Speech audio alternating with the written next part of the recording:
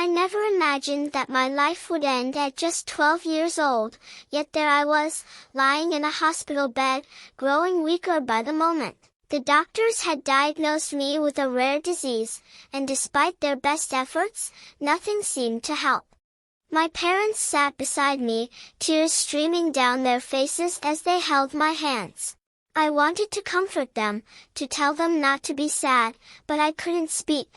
My eyelids grew heavy, and soon, everything faded into darkness.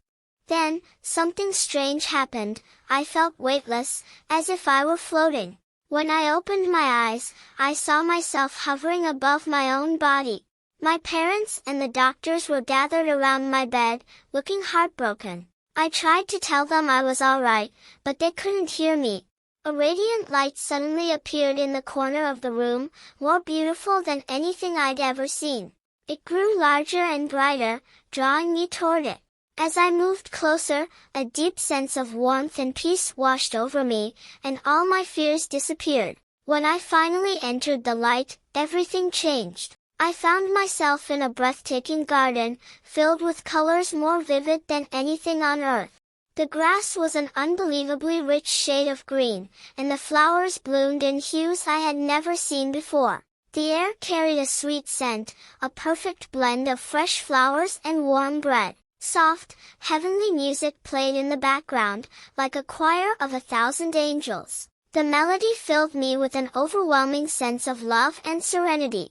I knew, without a doubt, that I had arrived in a special place. As I took in my surroundings, I noticed a man approaching. He wore a glowing white robe, and his face radiated kindness. The moment I looked into his eyes, filled with endless love, I knew exactly who he was, Jesus. Though I had seen pictures of him in church, nothing could compare to meeting him in person. He was more real than anything I had ever known. Jesus smiled warmly and said, "Welcome, my child. I have been waiting for you." His voice was gentle and full of comfort. The moment he spoke, I felt completely safe. Without even thinking, I longed to embrace him, and suddenly, I was in his arms. It was the most wonderful hug, as if pure love itself was wrapped around me. Taking my hand, Jesus led me through the garden. The grass beneath my feet felt incredibly soft, and with each step, I felt stronger, healthier. We stopped beside a large tree with golden fruit. Jesus picked one and handed it to me. "Eat," he said. "This is the fruit of life." I took a bite, and the flavor was unlike anything I had ever tasted, sweet, juicy, and bursting with energy. As I ate, questions flooded my mind. There was so much I wanted to understand. "Jesus," I asked, "can I ask you something?" He smiled and nodded. "Of course, my child. What do you wish to know?" I hesitated for a moment, then asked the question that stood out the most in my mind. "When will the world end?" Jesus looked at me with gentle eyes. "That is a big question," he said. "But it is not something to fear. It is something to look forward to because it means I will return to set everything right." I listened carefully, trying to take it all in. "But how will people know when it's happening?" "There will be signs," Jesus explained. "People will hear of wars and disasters. Many will turn away from God, but those who love Him should not be afraid. They should stay ready and continue to do good." "And after the world ends?" I asked. Jesus smiled reassuringly. "Then, there will be a new heaven and a new earth. All suffering, pain, and death will be gone. Those who love God will live with Him forever, in perfect joy and peace." I thought about what Jesus had said. It all sounded incredible, but I still had more questions. What about the people who don't believe in God? I asked. For a brief moment, sadness crossed Jesus' face. "God loves everyone and wants them to be with Him," he said. "But He also gives each person the freedom to choose. Those who decide not to be with God will remain separated from Him. That's why it's so important to share His love while there's still time." I nodded, understanding the weight of his words. "So, what should we do while we wait for the world to end?" Jesus' expression brightened. "Live with love," he said. Love God with all your heart and love others as you love yourself. Help those in need, forgive those who wrong you, pray, and read the Bible to grow closer to God. And always remember, I am with you, even when you can't see me.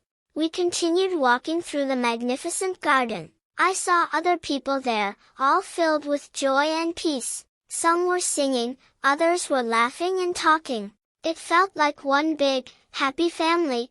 As we walked, I noticed an enormous book resting on a golden stand, the largest book I had ever seen. "What is that?" I asked.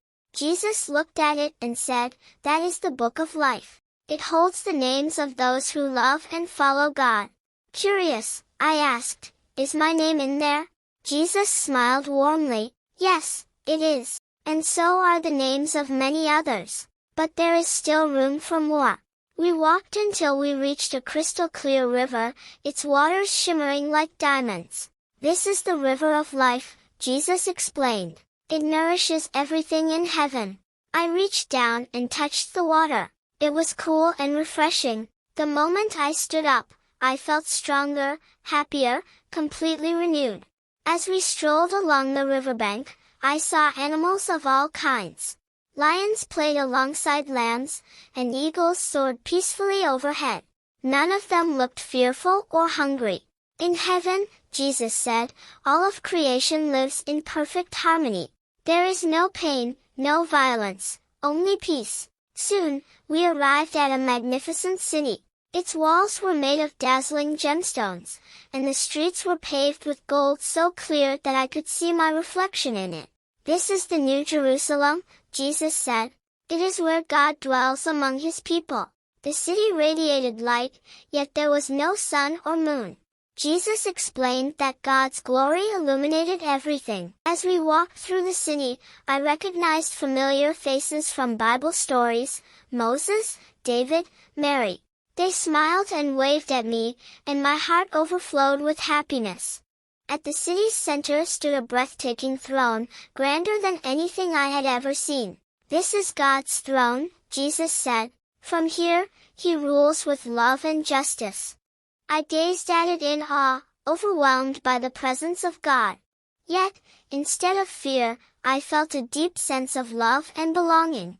As I stood there, the most beautiful music filled the air, voices of angels and people singing praises to God. The sound filled me with indescribable joy, and I wanted to join them. Then, Jesus turned to me. "It's almost time for you to return." A wave of sadness washed over me. "Do I have to go back?" I asked. Jesus nodded gently. "Yes, my child, there is still work for you to do on earth. People need to hear about God's love, and you can tell them what you've seen." I understood, but a small worry crept into my mind. "Will it hurt to go back?" Jesus embraced me again. "No, it won't hurt. And remember, I will always be with you, even when you can't see me." Hand in hand, we walked back through the garden. As we approached the radiant light, Jesus gave me one last piece of guidance. "Remember," he said, "no one knows when the world will end. But that's not what matters most. What matters is how you live each day. Love God, love others, and always be ready for my return." I felt a mix of emotions, sadness to leave, but excitement to share what I had learned. As we neared the light, Jesus stopped and looked at me. "Are you ready?" he asked. I took a deep breath and nodded. "I'm ready." Jesus smiled, pulling me into one final embrace. "Go with my blessing," he said. "And always remember, I love you." As I drifted back through the light, everything around me blurred. Then, suddenly, I opened my eyes. I was back in my hospital bed. My parents were still by my side, their faces filled with worry. I took a deep breath, and they gasped in shock. The doctors hurried over, their expressions shifting from disbelief to joy. My parents embraced me, tears streaming down their faces. I had so much to tell them about what I had experienced, but more importantly, I understood that I had a mission, to share God's love and to live each day with purpose. I no longer feared the unknown. Even though I didn't know when the world would end, I felt at peace. I was certain that, no matter what happened, Jesus would always be with me. And one day, I would return to that beautiful garden.